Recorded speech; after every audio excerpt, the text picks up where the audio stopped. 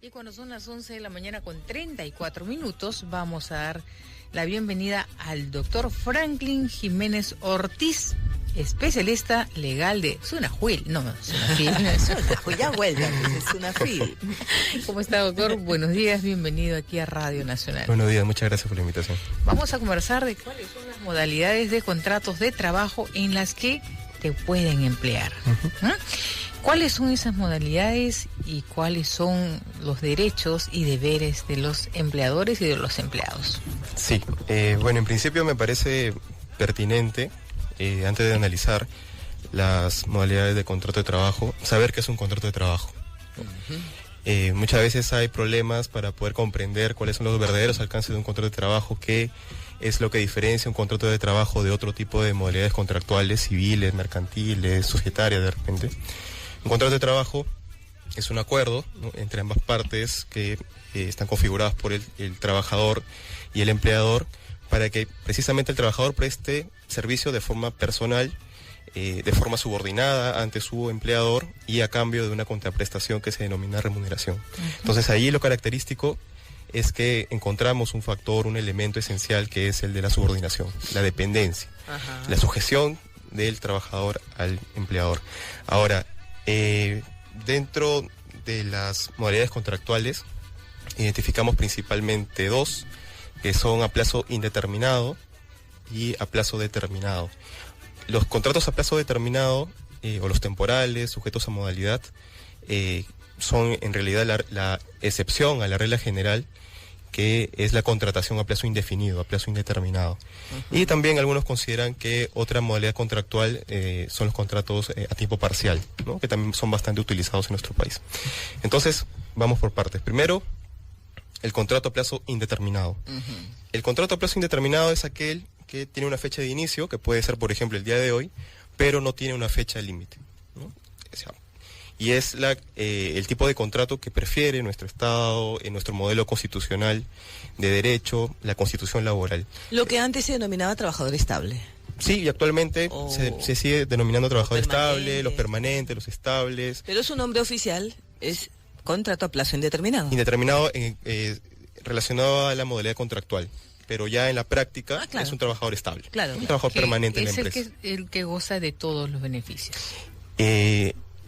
En realidad, si uno hace la comparativa con los trabajadores a plazo determinado, a plazo fijo, los contratados, como muchas veces se le llama, tienen los mismos derechos.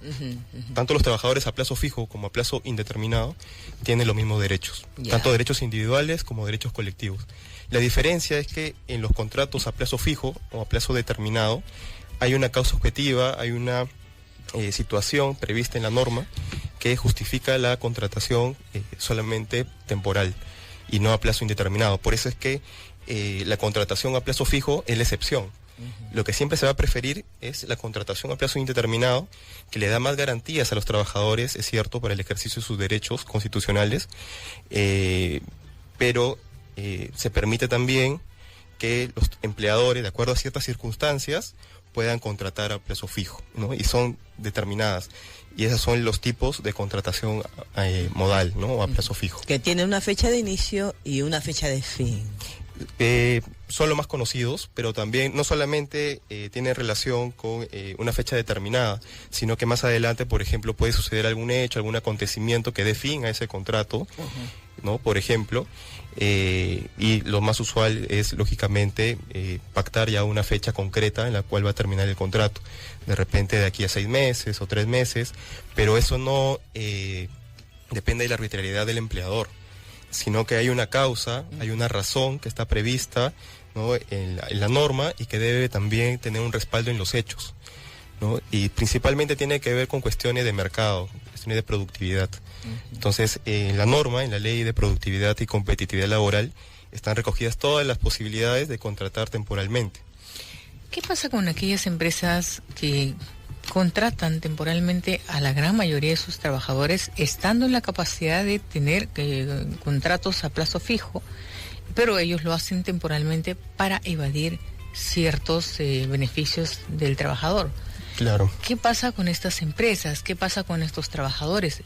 De repente ellos se ven de la noche a la mañana sorprendidos porque el empleador les dice tu contrato termina en tal fecha y viene gente nueva, viene gente, y a esa gente le pasa lo mismo. ¿Se puede denunciar esto? Claro. A ver, lo que sucede es que hay una mala práctica por parte de las empresas de contratar temporalmente a trabajadores cuando en realidad se les debe contratar a plazo indeterminado. Claro. ¿No? Ese es un error muy frecuente en las empresas. De repente por una mala asesoría o por la decisión interna de la empresa, ¿no? Ahora, aquí, ¿cuáles son las salidas que tiene el trabajador? De hecho, una es solicitar una inspección de trabajo, ¿no? Para determinar que ese contrato temporal no es válido porque no se han observado los requisitos de validez para la configuración de ese contrato y que, por tanto, debe ser considerado un trabajador a plazo indeterminado en las planillas del empleador. Y la otra posibilidad también es cuestionar esto a nivel judicial. Esto es lo que se denomina la desnaturalización del contrato, que es una sanción jurídica cuando no se observan estos requisitos de validez de un contrato temporal. Y la consecuencia es que ese trabajador va a ser considerado a plazo indeterminado en la empresa. Principalmente esto no tiene tanta relación con los beneficios laborales, los económicos, ¿no? Pago de derechos, sino con estabilidad laboral, que es uno de los temas más sensibles en el país. Es que claro, yo voy justamente a eso, que hay muchas empresas que hacen este tipo de ruleta y ¿qué deben hacer los trabajadores? Vamos con una llamadita, tengo a Magdalena desde Ancón. Mi querida Magdalena, muy buen día, bienvenida a Radio Nacional.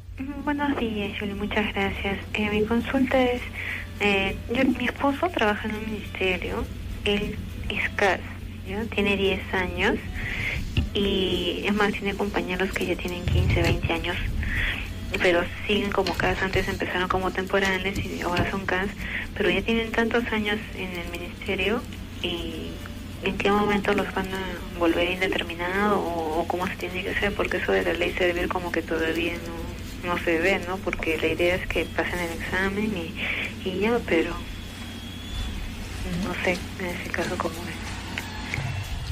es. Es un ministerio. Sí, es un ministerio y bueno, yo particularmente tengo solamente 2 comentarios. Respecto de las competencias de SUNAFIL, si es que de repente ese es el objetivo en cuanto a inspección laboral, ¿no?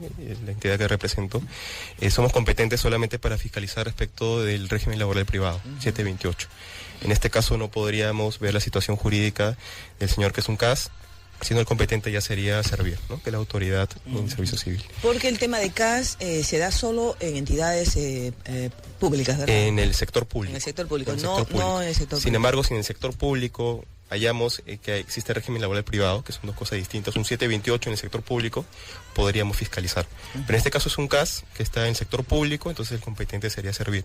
Y el otro comentario es que, claro, tiene más de 15, 20 años, recordemos que el CAS nace en el 2008, y antes se entiende que ha estado contratado de repente bajo la vocación de servicios o de terceros. Era lo mismo pero con otro nombre. Sí, ¿no?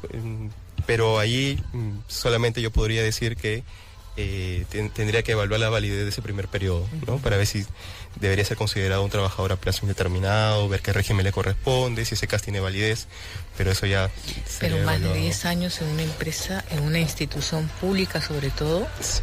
yo creo que siendo institución pública más aún tienen ellos que cumplir con la ley, ¿no? Sí, se entendería que hay un deber, ¿no? Hay por parte de cumplir con la normativa, contratar adecuadamente a los trabajadores, pero bueno, son temas a veces que tienen cuestiones políticas, ¿no? El tema con la gente que trabaja así y que de alguna manera se somete a este tipo de contratos es de repente el temor a perder lo que tienen, ¿no? Y por eso es que no tienen o no tienden a hacer ninguna acción legal para estar adecuadamente contratados.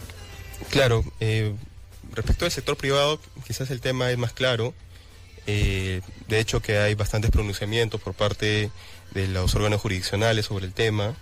No es algo nuevo, siempre se tiende a una protección para el trabajador, por su estabilidad laboral, por su continuidad en la empresa, y hay muchos pronunciamientos judiciales que se han inclinado por esa tendencia, ¿no? Y muchos trabajadores han logrado su reposición a su puesto de trabajo, son considerados a plazo indeterminado y gozan de todos sus derechos, ¿no? Entonces, y también, sin lugar a dudas, por parte de la Inspección de Trabajo, cuando logra determinar ese tipo de cuestiones un poco irregulares.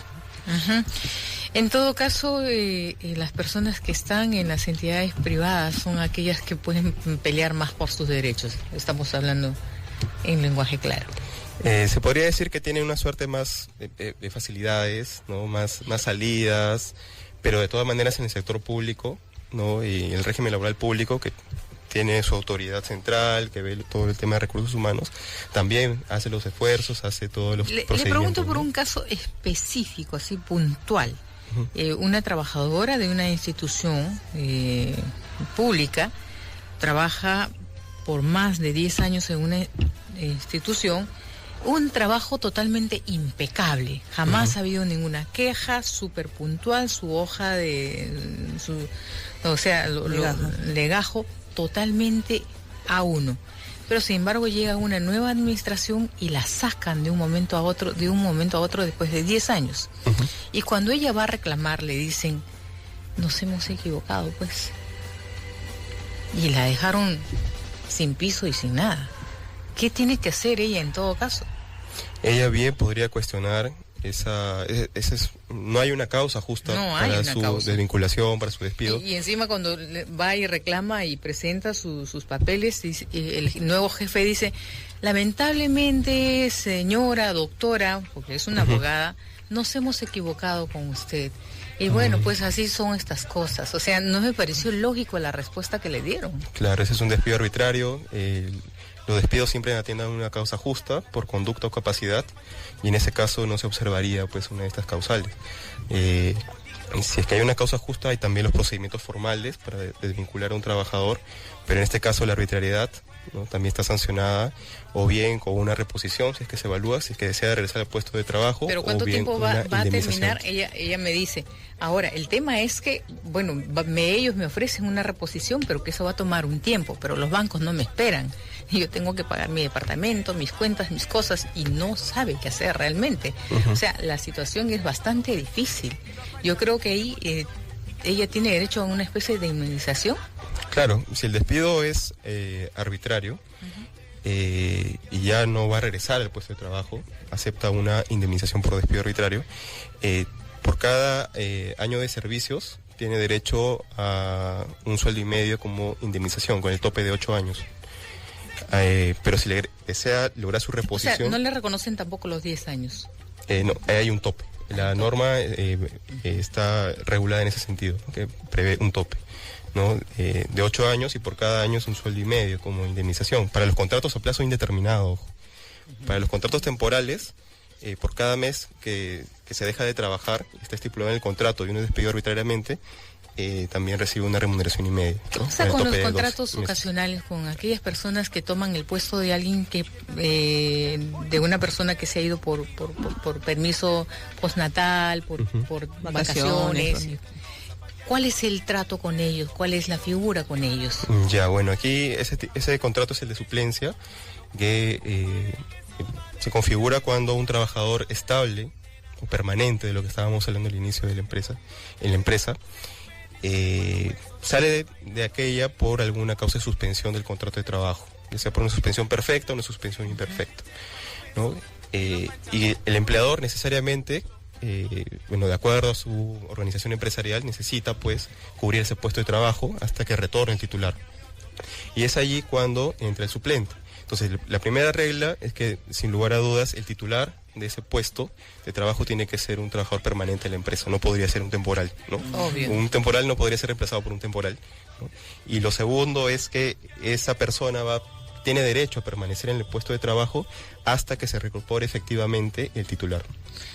La desnaturalización o la invalidez de este contrato es que cuando, por ejemplo, regresa el titular y a la vez quizás vence su contrato que se había estipulado inicialmente, y este señor, el suplente, sigue trabajando. Entonces se entiende allí que las labores que está realizando ya este señor ya no son temporales, sino ya son permanentes. Que la empresa ha tomado con él otra actitud y que de repente tiene que entrar a tallar con otro tipo de contrato ya. Sí, ya debería ser considerado un trabajador a plazo indeterminado, ¿no? De repente este señor, el titular regresa, va a otro puesto de trabajo, o de repente nunca regresa, ¿no? Entonces allí se entiende que ya este señor, el suplente, debería ser considerado un trabajador a plazo indeterminado. Si yo soy una empresaria y estoy en campaña y necesito trabajadores ocasionales, ¿cómo se maneja este tema?